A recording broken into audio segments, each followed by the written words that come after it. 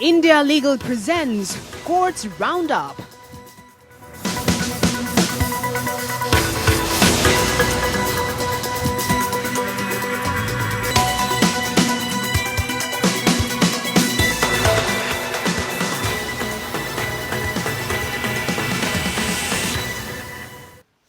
नमस्कार, courts roundup में स्वागत है आपका और मैं हूं आपके साथ नेहा दुबे। अगले आधे घंटे हम आपको कोर्ट से जुड़ी तमाम छोटी बड़ी खबरों से करवाएंगे रूबरू। कोर्ट की कार्रवाई और सुप्रीम कोर्ट से लेकर हाई कोर्ट और लोअर कोर्ट तक के फैसलों को रखेंगे आपके सामने। आगे बढ़ने से पहले एक नजर हेडलाइंस पर। मुंबई के पूर्व पुलिस कमिश्नर परमबीर सिंह की याचिका पर मुंबई हाईकोर्ट ने पूछा, परमबीर सिंह ने क्यों नहीं कराई एफआईआर दर्ज। ट्रांसफर याचिका कैसे हो सकती है पीआईएल, कोर्ट ने मांगी स्टेशन डायरी।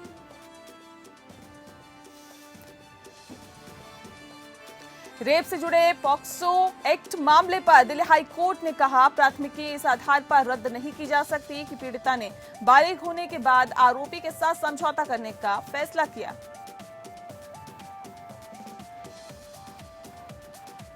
लाल किला हिंसा मामले में मुख्य आरोपी दीप सिद्धू की जमानत याचिका का क्षेत्राधिकार तय करने के लिए जिला और सत्र न्यायाधीश को किया गया स्थानांतरित। गुरुवार को होगी सुनवाई। डॉन मुख्तार अंसारी को यूपी की जेल लाने में अभी और लगेंगे 12 दिन। पंजाब की जेल मंत्री ने कहा, यूपी पुलिस कोर्ट ऑर्डर लाए और मुख्तार को ले जाए।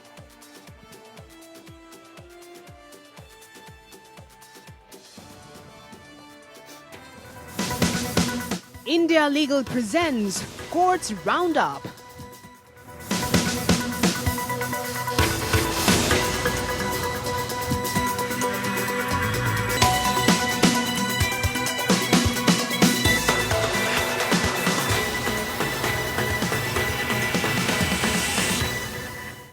मुंबई के पूर्व पुलिस कमिश्नर परमबीर सिंह की याचिका पर मुंबई हाई कोर्ट में सुनवाई हुई। इस दौरान कोर्ट ने पूछा कि परमबीर सिंह ने एफआईआर दर्ज क्यों नहीं कराई। जब तक एफआईआर दर्ज नहीं होती, हाई कोर्ट जांच के आदेश कैसे दे सकता है। वहीं बॉम्बे हाई कोर्ट ने स्टेशन डायरी मांगी है। परमबीर के वकील ने कहा कि ये काफी गंभीर मामला है। परमबीर की चिट्ठी में कड़वी सच्चाई बताई गई है।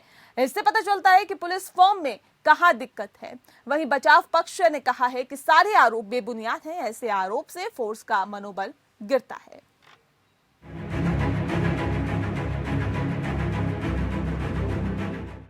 मुंबई के पूर्व पुलिस कमिश्नर परमबीर सिंह की अर्जी पर बॉम्बे हाईकोर्ट में सुनवाई हुई।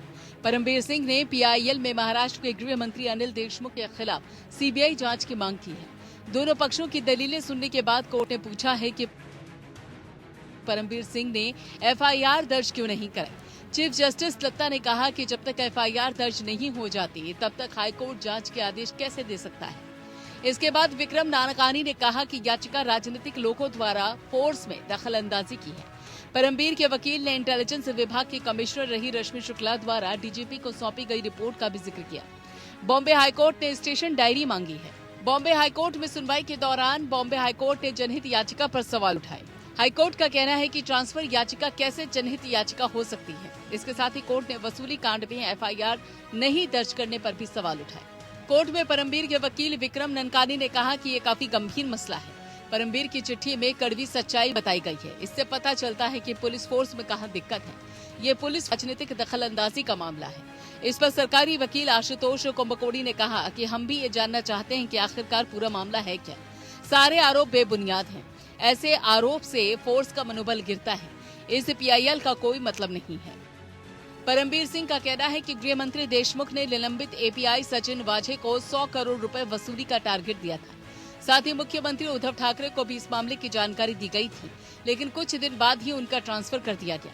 परमबीर ने अपने ट्रांसफर के आदेश को भी चुनौती दी है। Bureau report. वहीं पॉक्सो एक्ट से जुड़े मामले पर दिल्ली हाई कोर्ट ने अहम फैसला सुनाया है। मामला रेप का था। कोर्ट ने कहा कि प्राथमिकी को इस आधार पर रद्द नहीं किया जा सकता कि पीड़िता ने बालिग होने के बाद आरोपी के साथ मामले में समझौता करने का फैसला किया है। दिल्ली हाई कोर्ट ने कहा है कि यौन अपराधों से बच्चों के संरक्षण या पॉक्सो अधिनियम 2012 के तहत दायर एक एफआईआर को इस आधार पर खारिज नहीं किया जा सकता कि बालिग होने के बाद पीड़िता ने अभियुक्त के साथ मामले में समझौता करने का फैसला किया है। न्यायमूर्ति सुब्रमण्यम प्रसाद की एकल पीठ ने कहा है कि पॉक्सो अधिनियम के तहत अपराध को रद्द करने के लिए सीआरपीसी की धारा 482 के तहत अधिकार क्षेत्र का प्रयोग करना विधायिका की मंशा के खिलाफ जाएगा, जिसने बच्चों के हितों की रक्षा के लिए विशेष अधिनियम बनाया है। प्राथमिकी को इस आधार पर रद्द नहीं किया जा सकता है कि पीड़िता ने बालिग होने के बाद आरोपी के साथ मामले में समझौता करने का फैसला किया है।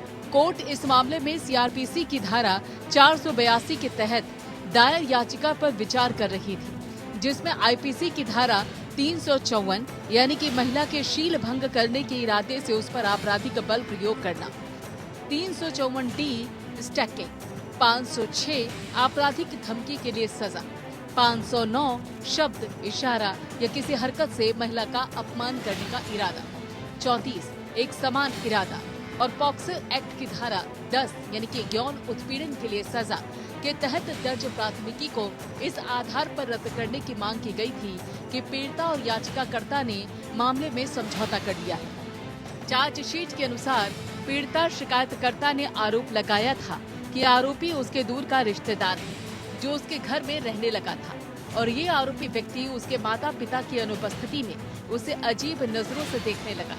इसके अलावा ये भी आरोप लगाया गया था कि आरोपी ने अपने अन्य 2 भतीजों के साथ मिलकर उसे उसकी तस्वीरों के संबंध में धमकी दी थी और माता पिता को मारने की भी बात कही थी। पीड़िता ने बालिग होने के बाद वह उसकी मां ने आरोपी व्यक्तियों के साथ समझौता कर लिया था, जिसके बाद ये याचिका दायर की गई थी।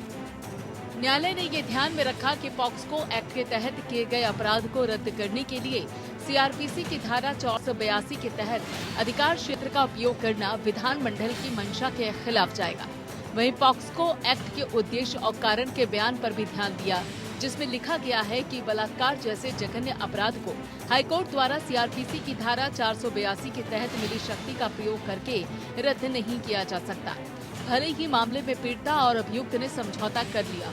इसके मद्देनजर अदालत ने ये देखते हुए याचिका खारिज कर दी कि अदालत ऐसे मामले में एफआईआर को रद्द करने के लिए इच्छुक नहीं है, जिनमें याचिकाकर्ताओं पर पॉक्सो एक्ट की धारा 10 के तहत आरोप लगाया गया था। Bureau report.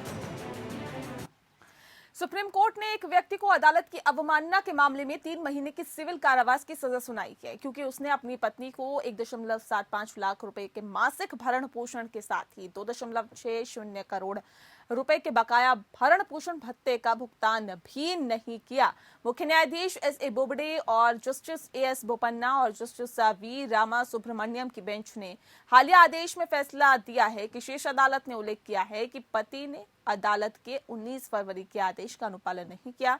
उस आदेश के तहत कोर्ट ने उसे एक आखिरी मौका दिया था ताकि वह भरण पोषण भत्ते की सारी बकाया राशि का भुगतान कर सके और कोर्ट द्वारा पूर्व में तय किए गए मासिक भरण पोषण का भुगतान भी शुरू कर दें। 19 फरवरी को शीर्ष अदालत ने कहा था कि एक पति अपनी पत्नी को भरण पोषण देने की जिम्मेदारी को त्याग नहीं सकता है और उसने पति को एक अंतिम अवसर दिया था जिसमें वह असफल रहा है। दूरसंचार क्षेत्र में राष्ट्रीय सुरक्षा की एक परियोजना पर काम करने का दावा करने वाले व्यक्ति ने कहा था कि उसके पास पैसे नहीं हैं और उसने पूरी राशि का भुगतान करने के लिए 2 साल का समय मांगा था। अदालत ने पत्नी को तब तक घर में रहने की अनुमति दी थी जब तक कि पति उसके स्थायी निवास के लिए कोई वैकल्पिक व्यवस्था नहीं कर देता। कोर्ट ने पति को निर्देश दिया था कि वह अपनी पत्नी को भरण पोषण के रूप में 2 करोड़ रुपए और विभिन्न हेड के तहत 3 करोड़ रुपए मुआवजे के तौर पर दे। इस आदेश के खिलाफ पति द्वारा दायर अपील पर सत्र अदालत ने पत्नी को मुआवजा देने के निर्देश को रद्द कर दिया था। हाईकोर्ट ने 2 दिसंबर 2016 को सत्र न्यायालय के आदेश को बरकरार रखा, जिसके बाद पति ने शीर्ष अदालत में अपील दायर की, जिसे शीर्ष अदालत ने 26 अक्टूबर 2017 को खारिज करते हुए निर्देश दिया था कि वह 6 महीने के भीतर ही भरण पोषण का और बकाया राशि का भुगतान कर दे। तत्पश्चात पत्नी द्वारा 2018 में एक रिव्यू याचिका दायर की गई और पति को हर महीने 10वें दिन तक 1.75 लाख रुपए के भरण पोषण का बकाया चुकाने का निर्देश दिया गया था।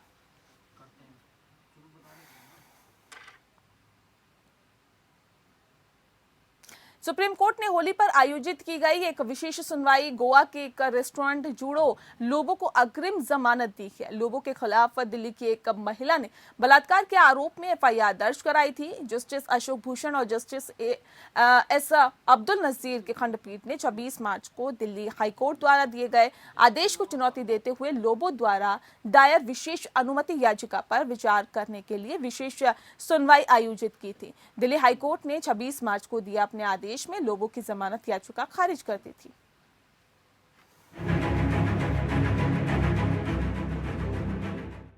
उच्चतम न्यायालय ने होली की छुट्टी के दिन बलात्कार के एक ऐसे मामले की सुनवाई करते हुए गोवा के एक व्यक्ति को अग्रिम जमानत दी। सीआरपीसी की धारा 164 के तहत दर्ज पीड़िता का बयान और एफआईआर देखने के बाद पीठ ने कहा, याचिकाकर्ता ने अग्रिम जमानत देने के लिए एक प्रथम दृष्टया जो मामला बनाया है, हम उससे संतुष्ट हैं।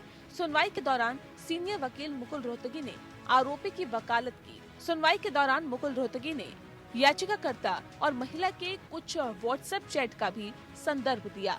पिछले साल दिल्ली में बलात्कार के आरोपी के खिलाफ मामला दर्ज किया गया था। आरोपी गोवा में रेस्टोरेंट का मालिक है। सुप्रीम कोर्ट में न्यायमूर्ति अशोक भूषण और न्यायमूर्ति एस अब्दुल नजीर की अवकाश पीठ ने मामले की सुनवाई करते हुए याचिका दायर करने वाले जुड लोगों का मामला प्रथम दृष्टया अग्रिम जमानत पाने का नजर आता है। उच्चतम न्यायालय में फिलहाल होली का अवकाश चल रहा है। जुड लोबो ने दिल्ली उच्च न्यायालय के 26 मार्च के फैसले के खिलाफ उच्चतम न्यायालय में अपील दायर की थी, जिस पर होली के दिन सुनवाई हुई। 26 मार्च को दिल्ली उच्च न्यायालय ने जुड लोबो की अग्रिम जमानत याचिका खारिज कर दी थी। लोबो की ओर से पेश हुए वरिष्ठ अधिवक्ता मुकुल रोहतगी ने न्यायालय को बताया कि याचिकाकर्ता गोवा में रेस्टोरेंट का मालिक है। मुकुल रोहतगी ने लोबो और पीड़िता के बीच व्हाट्सएप पर पिछले साल दिसंबर में हुई कथित बातचीत का रिकॉर्ड भी पेश किया। वरिष्ठ अधिवक्ता मुकुल रोहतगी ने कहा, लोबो को गलत तरीके से फंसाया गया था क्योंकि उसने दिसंबर में कोरोना गाइडलाइंस के आधार पर महिला को 50 से ज्यादा लोगों के साथ पार्टी करने से मना कर दिया था। अवकाश पीठ ने अपने आदेश में कहा कि हम निर्देश देते हैं कि गिरफ्तारी की सूरत में याचिकाकर्ता को 10,000 रुपए की निजी मुचलके पर रिहा कर दिया जाए। याचिका दायर करने वाला जांच में सहयोग करे। हालांकि सुप्रीम कोर्ट में मामले की सुनवाई के दौरान रेप का आरोप लगाने वाली महिला और उसके वकील अनुपस्थित रहे। कोर्ट में अनुपस्थित रहने के कारण दोनों को नोटिस जारी किया है। होली के कारण 29 मार्च से 4 अप्रैल तक सुप्रीम कोर्ट में छुट्टी है। Bureau report. वहीं लाल किला हिंसा मामले में आरोपी दीप सिद्धू की जमानत याचिका पर सुनवाई अब एडिशनल सेशन जज चारू अग्रवाल को ट्रांसफर कर दिया है। मामले की सुनवाई अब गुरुवार को होगी। दिल्ली की 30 हजारी कोर्ट ने 3 कृषि कानूनों के खिलाफ लाल किला पर हिंसा मामले में आरोपी दीप सिद्धू द्वारा दायर जमानत याचिका को मामले की सुनवाई में उच्च न्यायालय के अधिकार क्षेत्र का फैसला करने के लिए जिला और सत्र न्यायाधीश को स्थानांतरित कर दिया है। यह आदेश एएसजे डबास द्वारा सुनवाई शुरू किए जाने के बाद ही आया है। और आपको बता दें, चूंकि मामले में पहले इसकी कार्रवाई अन्य न्यायालयों द्वारा सुनी गई है, इसीलिए जिला और सत्र न्यायाधीश के लिए ये तय करना उचित होगा कि अदालत आगे किस जमानत याचिका पर सुनवाई करेगी। सुनवाई के दौरान आरोपी दीप सिद्धू की ओर से पेश अधिवक्ता गुप्ता ने अदालत के समक्ष प्रस्तुत किया कि वे गलत समय पर गलत तरह की जगह थे और ऐसे में ये एक मीडिया ट्रायल चल रहा है। इसके अलावा एडवोकेट गुप्ता ने ये भी कहा कि एएसजे चारू अग्रवाल द्वारा दिए गए अन्य आदेश अन्य सह आरोपी व्यक्तियों को जमानत दी जा रही है, जो ये साबित करते हैं कि पूरे मामले में सिद्धू की भूमिका कम थी। गणतंत्र दिवस पर लाल किले में हुई हिंसा के सिलसिले में दिल्ली पुलिस की अपराध शाखा मध्य दिल्ली द्वारा दीप सिद्धू के खिलाफ ये एफआईआर दर्ज की गई थी। आपको बता दें कि दीप सिद्धू के खिलाफ ये एफआईआर दर्ज होने के साथ ही सिद्धू पर इस मामले में कथित मुख्य उकसाने के रूप में हिंसा भड़काने का भी आरोप लगा है। सीएमएम गजेंद्र सिंह नागर ने 26 फरवरी 2021 के आदेश की वीडियोग्राफी की और पुलिस अधिकारियों को मामले में सिद्धू की संलिप्तता के मामले में सच्चाई का पता लगाने के लिए निष्पक्ष जांच करने का निर्देश दिया।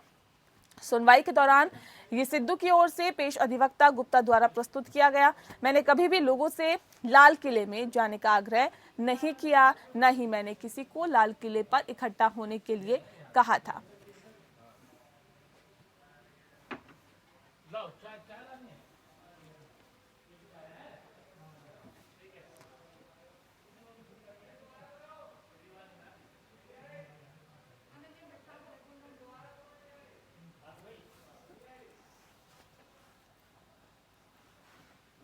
तो आपको बता दें कि लाल किला हिंसा मामले में आरोपी दीप सिद्धू की जमानत याचिका पर सुनवाई अब एडिशनल सेशन जज चारू अग्रवाल को ट्रांसफर कर दिया है।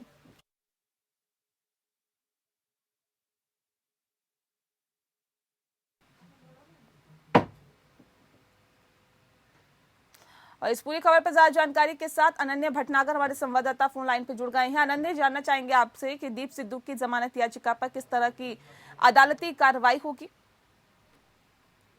कल सुबह 10 बजे दीप सिद्धू की जो बेल एप्लीकेशन है या जमानत की याचिका है उस पर कल सुनवाई एएसजे चारू अग्रवाल की तरफ से की जाएगी। हालांकि आज मैटर 10 बजे दीपक दबास एएसजे के पास लगा हुआ था, लेकिन जब दीप सिद्धू की तरफ के लॉयर्स की तरफ से ये कहा गया कि पैरिटी एक ग्राउंड बनता है, पैरिटी यानी समान भाव एक ग्राउंड बनता है बेल का, क्योंकि 7 को अक्यूज जो इस पूरे केस में है उनको बेल जो एएसजे चारू अग्रवाल है उनकी तरफ से दी गई थी, तो ये मैटर भी उनके पास जाना चाहिए, क्योंकि कहीं ना कहीं अगर दीपक दबास किसी अन्य तरीके का ऑर्डर देते हैं वो कहीं ना कहीं एक कंफ्यूजन क्रिएट करेगा और जो कि वो पैरिटी का ग्राउंड कहीं ना कहीं खत्म करेगा। साथ ही साथ दीपक दबास ने भी यही सोचा कि अपने ऑर्डर में ये लिखा कि कंफ्यूजन क्रिएट ना हो, इसलिए ये मैटर चारू अग्रवाल के पास चला जाए। लेकिन हालांकि जब तक पूरी कार्रवाई हुई, जब तक पूरा ट्रांसफर हुआ, तब तक क्योंकि चारू अग्रवाल हाफ डे पर थी तो मैटर आज सुना नहीं जा सका, इसलिए कल सुबह 10 बजे के लिए ये पूरा मैटर लगा हुआ है। और हालांकि अभिषेक गुप्ता जो वकील है दीप सिद्धू के, उनकी तरफ से साफ तौर पर यह कहा गया कि मीडिया ट्रायल कहीं ना कहीं है दीप सिद्धू के अगेंस्ट जो ये पूरा केस बनाता है, और ये मीडिया ट्रायल से ज्यादा कुछ नहीं है उनके पास। वो कहते हैं कि सीसीटीवी फुटेजेस है जो ये दिखाती हैं कि दीप सिद्धू वहां पर 12 बजे पहुंचे ही नहीं थे जब से ये हिंसा पूरी शुरू हुई। काफी लेट वो लाल किले की तरफ पहुंचे, और यही सबसे बड़ा एक ग्राउंड है कि उनको इस पूरे मामले में बेल मिलनी चाहिए, और उनका कोई रोल इस पूरे मामले में है ही नहीं। चलिए, बहुत शुक्रिया आपका अनन्या, तमाम जानकारी हम तक पहुंचाने के लिए। दिल्ली की एक अदालत ने गणतंत्र दिवस पर किसान आंदोलन में आयोजित ट्रैक्टर रैली के दौरान हुई हिंसा के मामले में आकाशप्रीत सिंह को ये देखते हुए जमानत दी है कि आरोपी द्वारा लाल किले की दीवार पर चढ़ने और उसकी वहां मौजूदगी हिरासत में बने रहने का कारण नहीं हो सकती। अतिरिक्त सत्र न्यायाधीश चारू अग्रवाल ने ये देखते हुए जमानत दी कि इस मामले में आरोपी की जांच पहले ही पूरी हो चुकी है और इसीलिए पीठ ने आवेदक को 25,000 रुपए के एक निजी बॉन्ड भरने और इतनी ही राशि का एक जमानतदार पेश करने की शर्त पर जमानत देने का फैसला सुना है। कोर्ट ने कहा है कि वर्तमान में अभियोजन पक्ष के साथ आवेदक के खिलाफ एकमात्र सबूत घटना स्थल पर उनकी तस्वीरें हैं। इस तस्वीर में वे लाल किले की दीवार पर चढ़ा हुआ दिखाई दे रहा है। पुलिस कर्मियों को भड़काने या हमलावर के रूप में कोई सक्रिय भूमिका जैसे कथित अपराध आवेदक द्वारा नहीं किए गए हैं। मामले के स्तर पर आरोपी द्वारा लाल किले की दीवार पर चढ़ने और उसकी वहां मौजूदगी हिरासत में बने रहने का कारण नहीं हो सकती। आकाशप्रीत सिंह ने कहा कि कथित अपराध में उनकी कोई सक्रिय भूमिका नहीं है, उन्हें मामले में झूठा फंसाया गया है। इसके अलावा ये प्रस्तुत किया गया कि अभियोजन पक्ष के मामले के अनुसार आवेदक केवल लाल किले के अंदर मौजूद था और दीवार पर चढ़ा था, इसीलिए लाल किले के पास उसकी मौजूदगी और दीवार पर चढ़ने और उसे गैर कानूनी सभा का सदस्य नहीं माना जा सकता। तर्कों की पुष्टि के लिए लाल किले में सिंह की मौजूदगी और पीछे स्थित दीवार पर चढ़ने की तस्वीरें रिकॉर्ड पर रखी गई थी। आगे कहा गया था कि चूंकि जांच में प्रारंभिक चरण भी है, इसीलिए उक्त तस्वीरें अपराध में उसे दोषी ठहराने के लिए पर्याप्त है। माफिया डॉन मुख्तार अंसारी को सुप्रीम कोर्ट के निर्देश के बाद उत्तर प्रदेश लाने की कवायद शुरू हो गई है। दरअसल बुधवार को पंजाब पुलिस की टीम मुख्तार अंसारी को यूपी नंबर की एक एम्बुलेंस में मोहाली कोर्ट लेकर पहुंची, जहां पर पंजाब पुलिस ने उसे पिछले गेट से उसे पेश किया। एम्बुलेंस में मुख्तार अंसारी व्हीलचेयर पर दिखाई दिए। कयास ये भी लगाए जाने लगे कि शायद यही कोर्ट से ही पेशी के बाद मुख्तार अंसारी को यूपी रवाना कर दिया जाएगा। इस दौरान पिछले गेट पर भारी पुलिस फोर्स भी तैनात रही थी। बाद में अदालत ने अगली सुनवाई 12 अप्रैल को तय कर दी थी। इसके बाद पता चला कि मुख्तार अंसारी को वापस रोपड़ जेल ले जाया जाएगा और इसके चलते ही मुख्तार को यूपी लाने की कवायद पर भी 12 दिन के लिए रोक लग गई है। वहीं मुख्तार अंसारी को यूपी ले जाने के मामले में पंजाब के जेल मंत्री सुखविंदर सिंह रंधावा के बयान जारी हुए हैं। दरअसल आपको बता दें कि पंजाब के जेल मंत्री ने मुख्तार को यूपी भेजने के मामले पर कहा कि यूपी पुलिस कोर्ट का ऑर्डर लेकर आए और उसे लेकर जाए।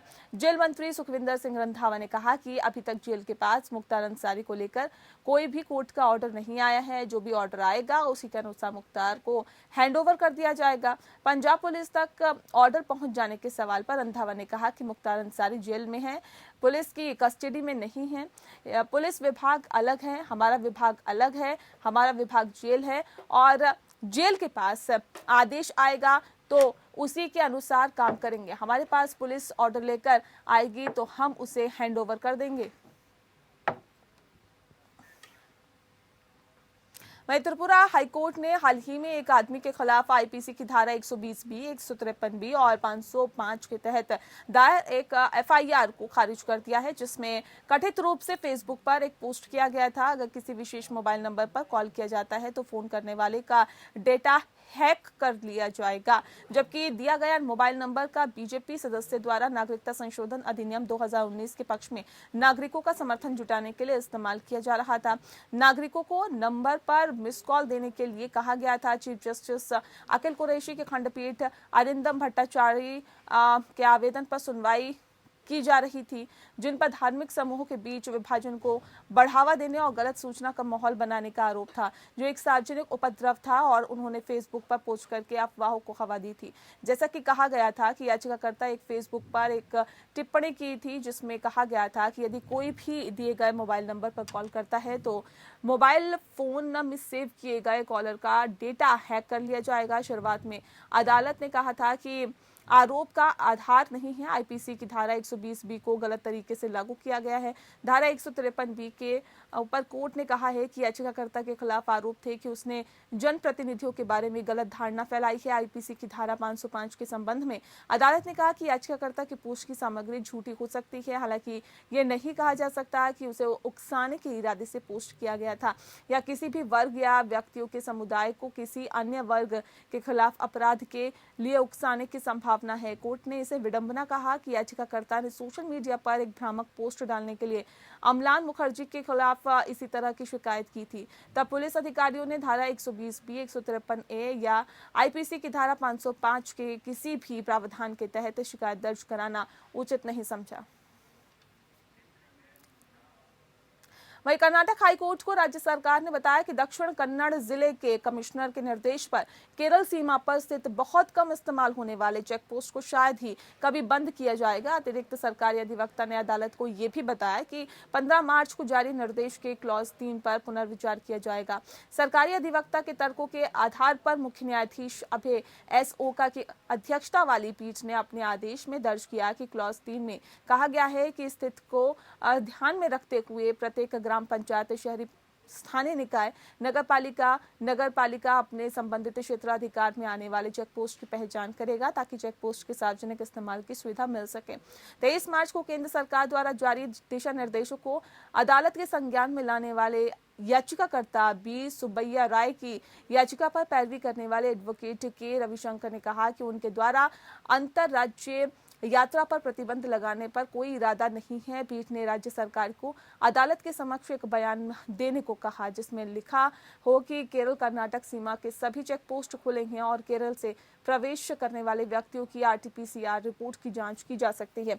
अदालत ने मामले को 1 अप्रैल को अगली सुनवाई के लिए स्थगित कर दिया। हाईकोर्ट ने कहा कि यात्रा प्रतिबंधों के सीमावर्ती निवासियों के स्वास्थ्य के अधिकार का उल्लंघन है, जो उपचार के लिए मैंगलोर में अस्पतालों पर निर्भर करता है। जब कर्नाटक ने सुप्रीम कोर्ट में अपील की तो सुप्रीम कोर्ट ने दोनों राज्यों के मुख्य सचिवों के बीच बातचीत का सुझाव दिया। बातचीत के बाद प्रतिबंध हटा दिए गए। और चलिए इसी के साथ फिलहाल इस बुलेटिन में इतना ही। नमस्कार। Roundup.